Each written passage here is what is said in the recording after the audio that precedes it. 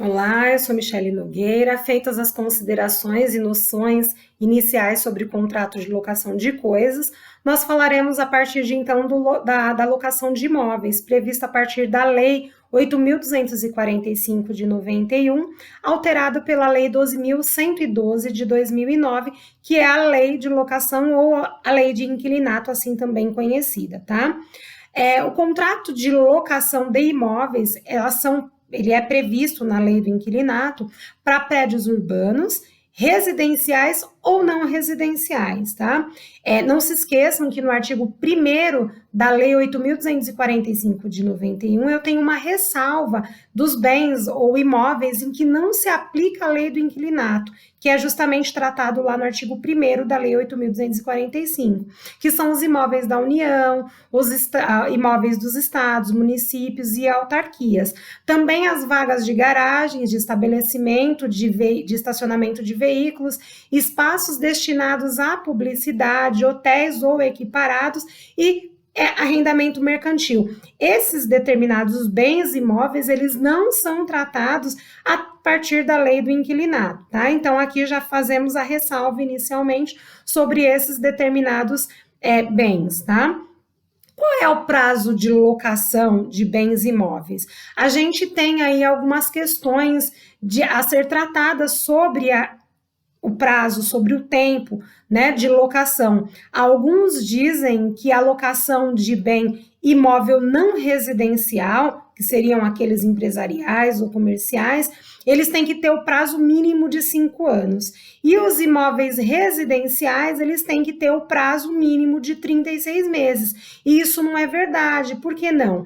Porque o prazo para o contrato de locação de bens imóveis, ele não é estabelecido na legislação, é estabelecido pelas partes, tá? Então, eu tenho qualquer prazo para ser cumprido para o contrato de locação de bem imóvel. O que a gente tem aí é a questão da denúncia cheia e a denúncia vazia, que nós veremos adiante, que é onde vai dar a explicação para esse mito, né, que a sociedade tem quanto a esses prazos de locação, tá? Então, eu digo aqui a vocês, de forma totalmente clara, que o prazo para o contrato de locação é o prazo estabelecido pelas partes, e a lei não determina nenhum tipo de prazo efetivamente para que seja cumprido pelas partes. São as partes que vão negociar entre elas qual é o prazo que eles querem cumprir, tá?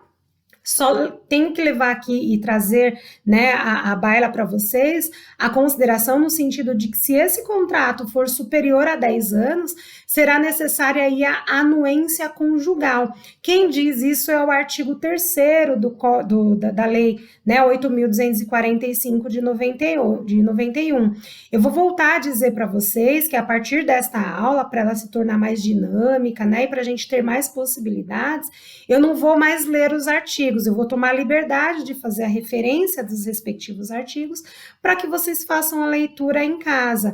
Por que disso, pessoal? Para a gente poder avançar aí na matéria e terminar alocações e cumprir o nosso programa, tá? Então, aqui a possibilidade que trata dos 10 anos, o prazo superior a 10 anos, a necessidade da anuência conjugal, está lá no meu artigo 3º da Lei 8.245 de 91, que é justamente a lei do inquilinato, tá bom?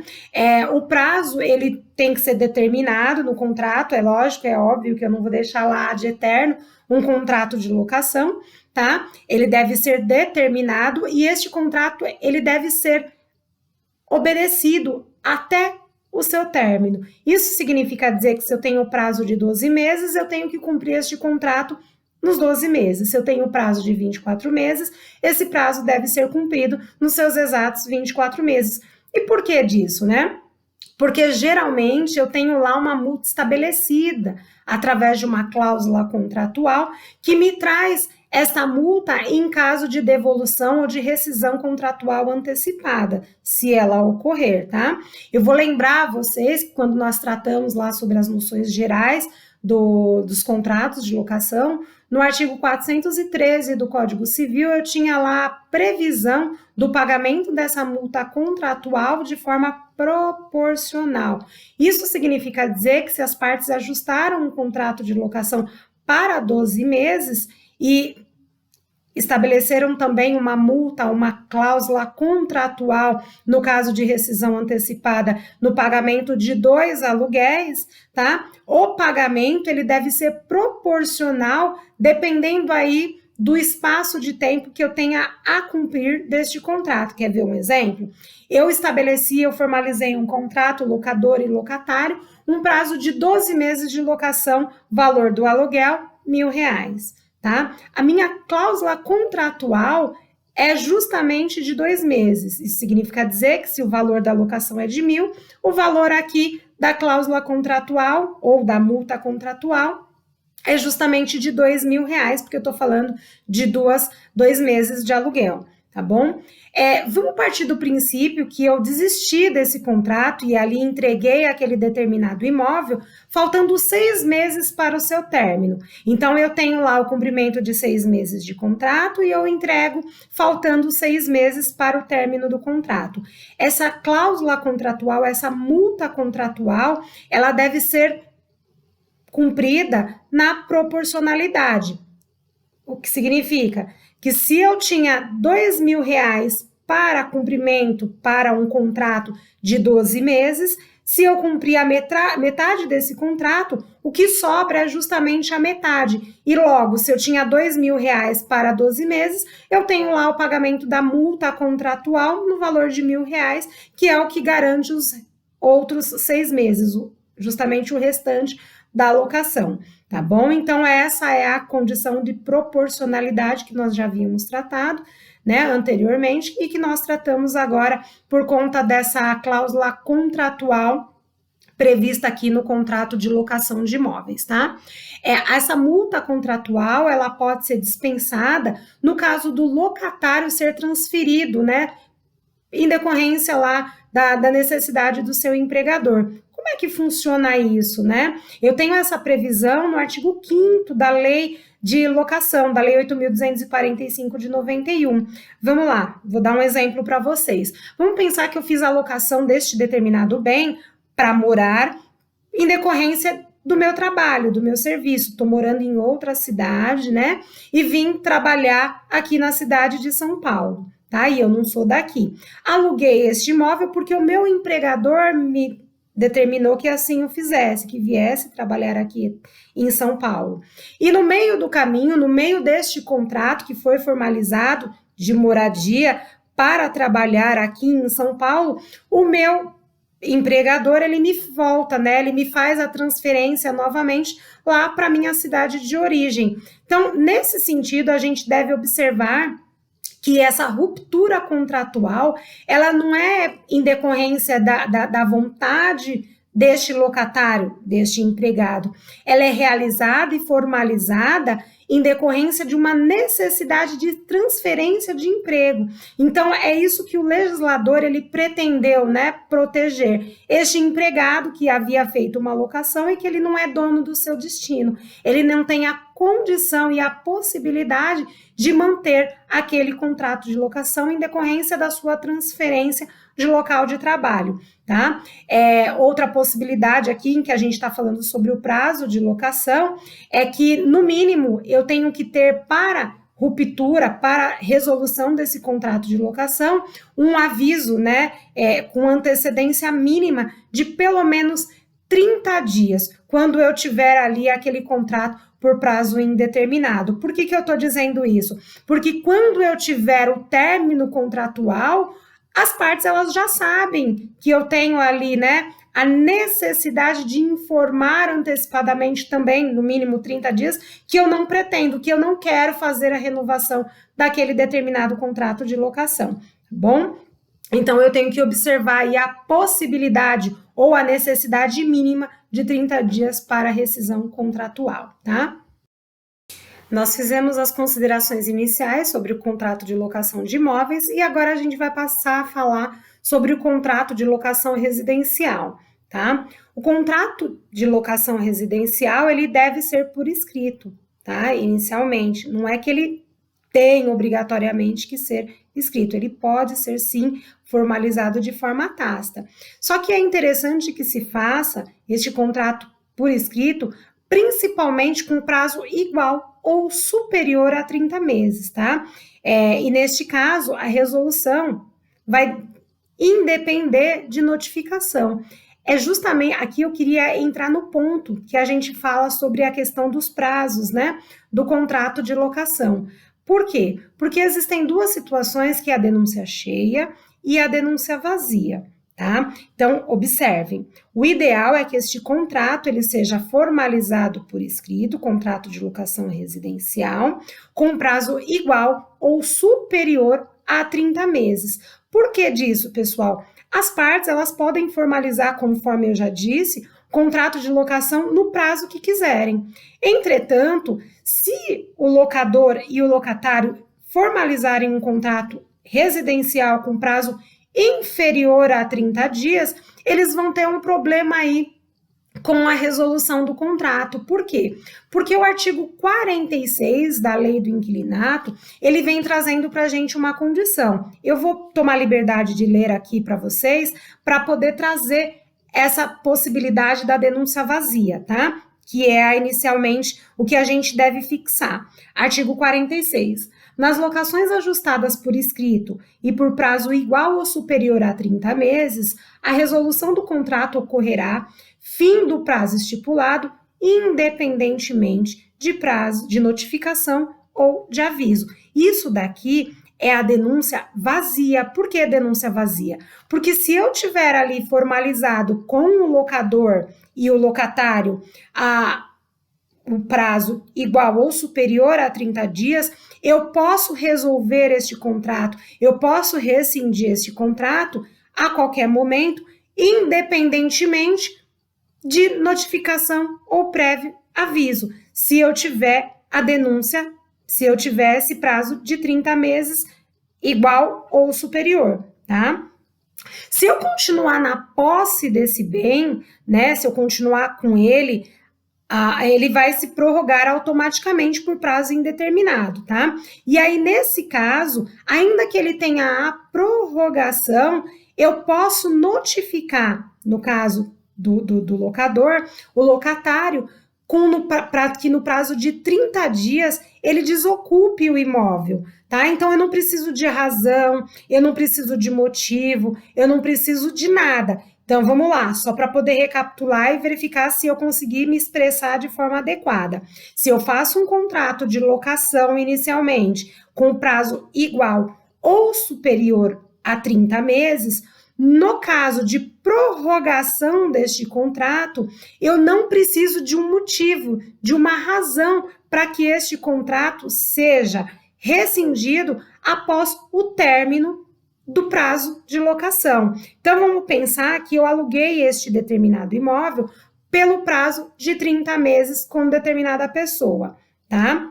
E aí, passado o tempo, passaram-se os 30 meses, esse contrato ele se prorrogou automaticamente, mesmo porque eu já disse a vocês que o contrato ele deve ser cumprido na integralidade, tá? E eu vou cumprir. Aliás, esse contrato ele passou do tempo já em que eu devia ter cumprido, ele se prorrogou automaticamente porque existe uma cláusula lá no meu contrato dizendo com antecedência mínima de 30 dias a resolução, a devolução do imóvel ou o pedido do imóvel por conta do locador, ele vai se prorrogar ali automaticamente, tá? Prorrogou. Passou 40 meses, eram 30 inicialmente, prorrogou automaticamente, passaram-se 40 meses. Este locador, ele pode requerer a devolução deste imóvel ao locatário, independentemente de motivo, independentemente de razão, independentemente de qualquer coisa. A previsão disso, que é o que a gente chama de denúncia vazia, está lá no artigo 46 da Lei do Inquilinato, especificamente no parágrafo 2º, que eu vou tomar novamente a liberdade de ler a vocês, tá? Que diz assim: ocorrendo a prorrogação do contrato, o locador poderá denunciar o contrato a qualquer tempo, concedido o prazo de 30 dias para desocupação. Vejam, aqui eu não tenho um motivo relevante para querer o imóvel, é pura e simplesmente a necessidade de querer de volta a posse do meu respectivo bem, tá? Então, no caso de necessidade de solicitação, de requerimento aqui do imóvel sem a necessidade de ter uma razão, eu tenho obrigatoriamente que ter um contrato igual ou superior a 30 meses, para que essa resolução independa de qualquer tipo de motivo, tá? No contrato verbal ou por escrito e com prazo inferior a 30 meses, este contrato ele sempre vai ser prorrogado automaticamente, admitindo-se a retomada somente nas hipóteses do artigo 47 da Lei do Inquilinato, tá? Que é justamente o que a gente chama de denúncia cheia ou motivada. Então, vamos lá. Vamos ler o artigo 47, que trata sobre a denúncia cheia, tá? Eu vou tomar aqui a liberdade de ler novamente para vocês. O artigo 47 diz assim: quando ajustada verbalmente ou por escrito e com prazo inferior a 30 meses, vírgula, fim do contrato, o prazo estabelecido, a locação prorroga-se automaticamente pelo prazo indeterminado, vírgula, somente podendo ser retomado o imóvel nas seguintes condições. Olha aqui, a gente está falando da denúncia cheia. Quando eu falo de denúncia cheia, eu estou falando de uma razão, de um motivo. Então, vejam, se eu faço contrato com prazo igual ou superior a 30 meses, prorrogado esse contrato, eu posso pedir independentemente de razão, tá? Agora, se eu faço um contrato de locação residencial inferior a 30 meses, passado o período do contrato de locação, vamos pensar que eu fiz em 12 meses, tá? Passou o período de 12 meses, eu vou precisar de um motivo para poder fazer a retomada do meu bem. E quais são esses motivos? Eles estão previstos lá no artigo 47, eles dizem assim, eu vou ler para vocês, tá? Inciso 1º, nos casos previstos no artigo 9º, eu vou voltar aqui a legislação para vocês um pouquinho, para falar quais são os casos previstos no artigo 9º.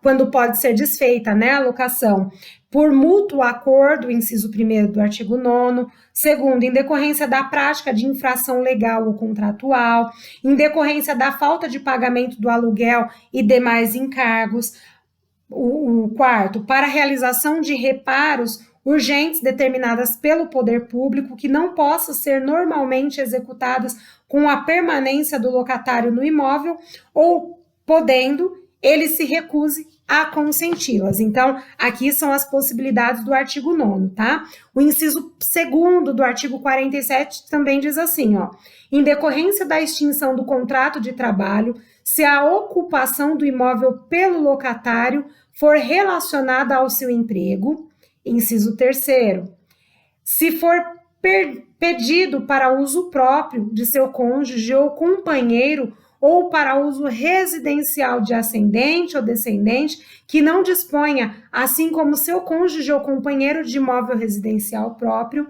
quarto do artigo 47, que fala sobre a denúncia cheia.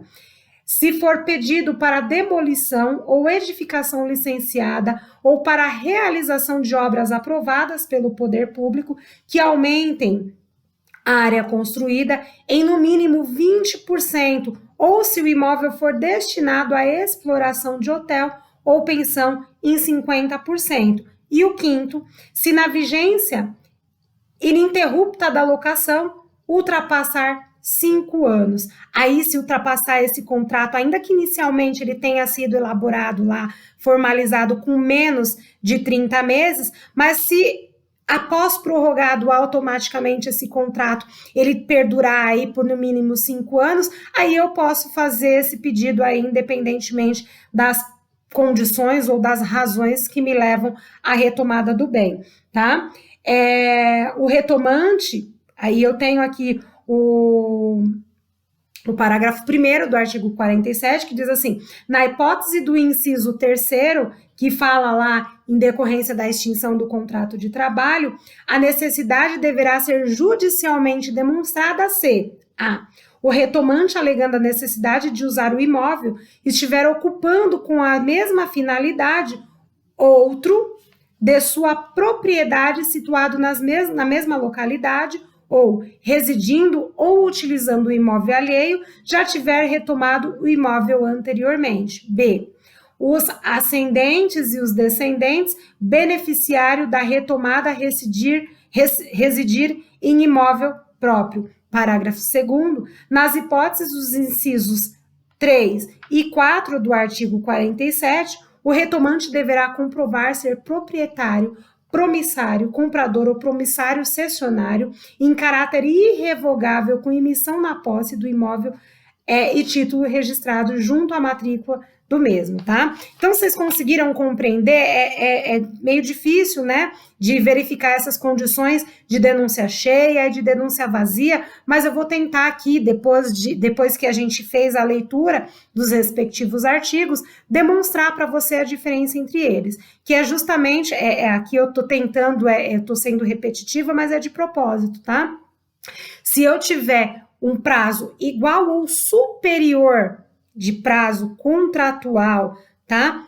Da locação do imóvel residencial, prorrogado automaticamente esse contrato de locação, o locador poderá fazer a retomada deste determinado bem imóvel, se ele for residencial, independentemente de razão, de motivo. E isso é justamente o que a gente chama de denúncia vazia. Vazio é sem razão, tá? Agora, se esse contrato ele for inferior a 30 meses, eu preciso de razões, eu preciso de motivos determinados lá no artigo 47 que nós acabamos de ler, para que esse imóvel seja retomado, que ele seja devolvido à posse do proprietário, tá? E aí é justamente por essa razão que nós chamamos de denúncia cheia ou motivada.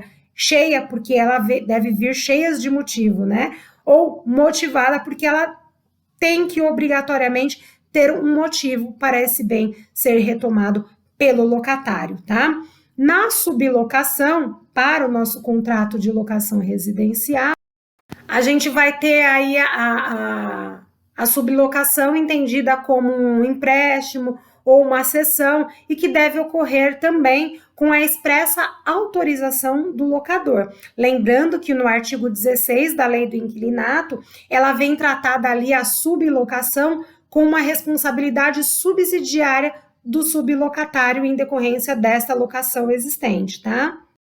O artigo 2º da Lei de Inquilinato, ele vai tratar lá sobre a morte do locador, né? Que é a consequência jurídica para essa condição, que é justamente a continuidade do contrato com os seus sucessores pelo prazo previamente estabelecido pelas partes, tá? E no caso de morte do locatário, a gente vai ter aí uma subrogação para os herdeiros que residirem no determinado bem, no determinado imóvel, devendo eles ser notificados, inclusive o fiador, para poder anuir a garantia no prazo de 30 dias, ou inclusive, se assim ele entender, se exonerar dessa garantia, ficando responsável pelo contrato no prazo de até 120 dias após a sua notificação, tá? Essa previsão é justamente do artigo 12 da Lei do Inquilinato, parágrafo 1º e 2º, que vocês devem fazer a leitura, tá bom? A morte do locatário, ela tem a previsão no artigo 11 da Lei do Inquilinato. E também a gente vai tratar sobre a questão da dissolução da sociedade conjugal, no caso divórcio, como é que fica, né? Muitas das vezes a gente tem lá o marido e a mulher que fazem a alocação do bem, e vamos pensar que só foi o homem, né, que fez lá a alocação de determinado bem, o homem vai embora, abandona determinado bem, e aí como é que fica? Com quem que fica a responsabilidade de cumprir esse contrato de locação?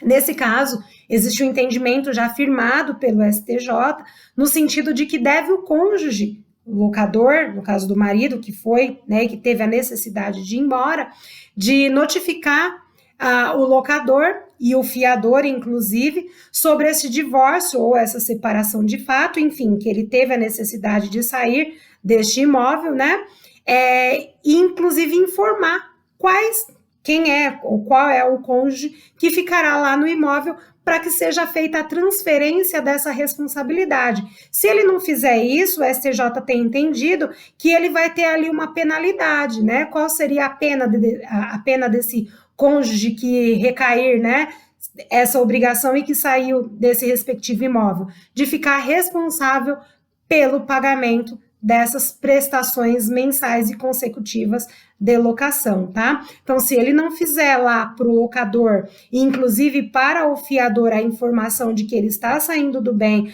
para poder ser feita a regularização daquele contrato de locação, é ele mesmo quem vai ficar responsável pelo cumprimento dessa obrigação assumida anteriormente, tá? Outra observação que nós devemos fazer acerca do contrato de locação é no caso de alienação do bem na vigência do contrato de locação, tá?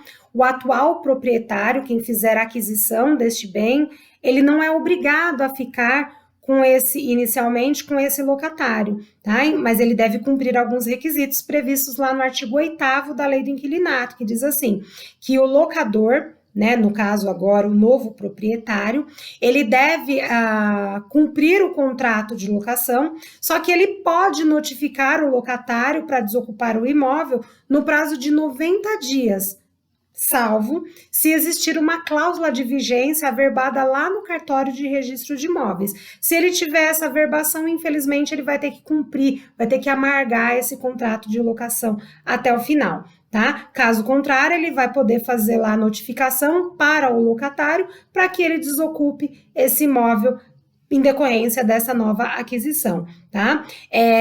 Eu tenho que lembrar a vocês que essa alienação deste determinado bem que estava com o contrato de locação vigente, ela deve obedecer lá ao critério de preferência da locação na alienação, tá? Sob pena de incorrer aí o antigo proprietário na indenização de perdas e danos.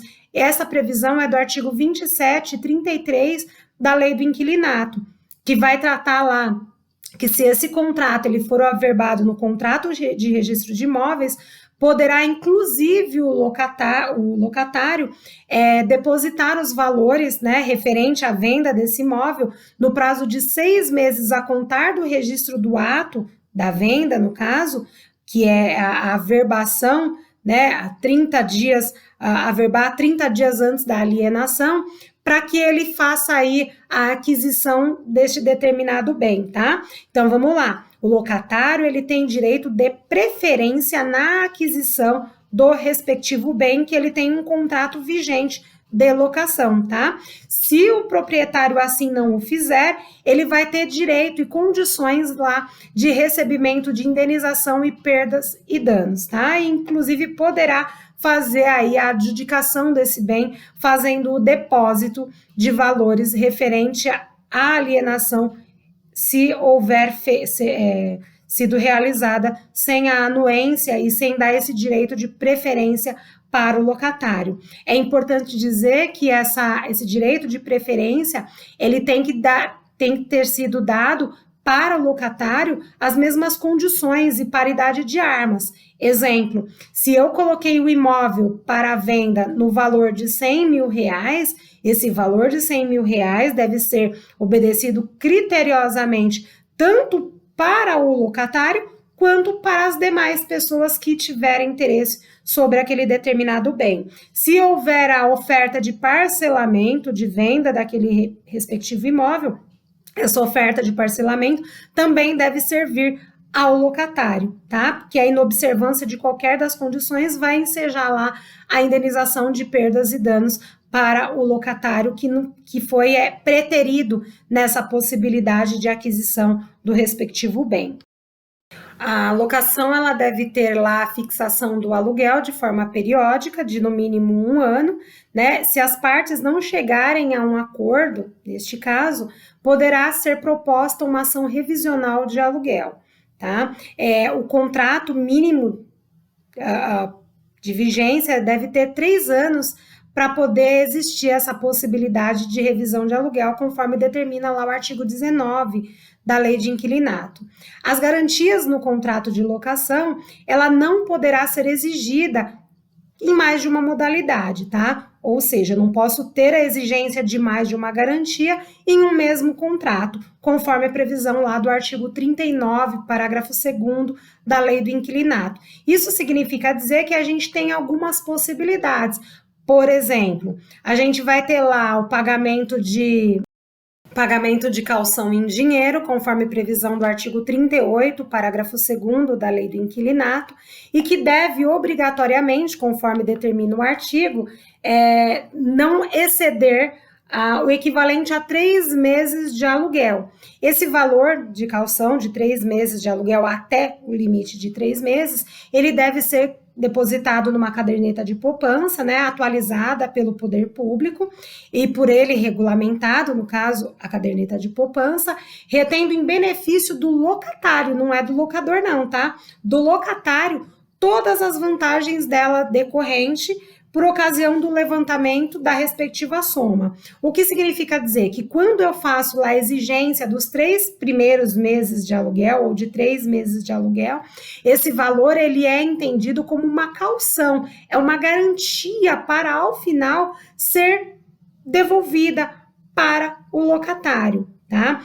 A gente sabe que na prática não é isso que ocorre, né? Os locadores geralmente recebem esses valores, não depositam em lugar nenhum e eles utilizam desses valores. Mas o que a lei determina, o que está previsto no parágrafo 2º do artigo 38, é justamente que esses valores sejam depositados e colocados à disposição do locatário ao término do contrato de locação. Essa caução, ela pode vir, conforme previsão do artigo 38, através de bens móveis e imóveis também, e a gente quase, infelizmente, não vê essas possibilidades, tá? A gente vai ter lá outra possibilidade de garantia dessa locação através da fiança, que é uma terceira pessoa, o fiador, trazendo ali a possibilidade de garantia dessa locação, como quem diz, né? Se fulano não pagar, eu mesmo farei o pagamento. Essa fiança, ela pode ser na figura do próprio fiador e ela pode vir ali através de algum bem imóvel do próprio fiador também, que é o que a gente sempre tem, né? E é o que é mais usual na prática e que a gente tem visto de forma tranquila aí no mundo do direito imobiliário, tá? Que é justamente a questão da fiança através de um bem imóvel de um terceiro. Outra modalidade que nós teremos de garantia dessa locação é o seguro fiança locatícia, que geralmente é assegurado por algum banco, né? O que nós temos visto aí em sua grande maioria é a Porto Seguro, que faz a garantia aí do pagamento das locações em caso de inadimplência por parte do locatário, tá? Então, nós temos a calção, a fiança, seguro fiança, e a gente vai ter lá a última previsão do artigo 37, que é justamente o inciso 5º, a seção fiduciária de cotas de fundo de investimento. A gente vai ter essa inclusão, né, de possibilidade de garantia lá em 2005, incluído pela Lei 11.196 de 2005, tá? Então, as garantias locatícias aqui, elas estão previstas no artigo 37 da Lei de Inquilinato. Tá? E a exigência ou a impossibilidade de exigência de mais de uma modalidade, eu tenho a previsão no artigo 39, parágrafo 2º. Isso significa dizer que eu não posso, em hipótese alguma, pretender garantir o meu contrato de locação com o seguro fiança, junto com a calção, junto com a fiança e junto com a cessão fiduciária. Eu posso fazer exigência única e exclusivamente de uma apenas modalidade de garantia, tá?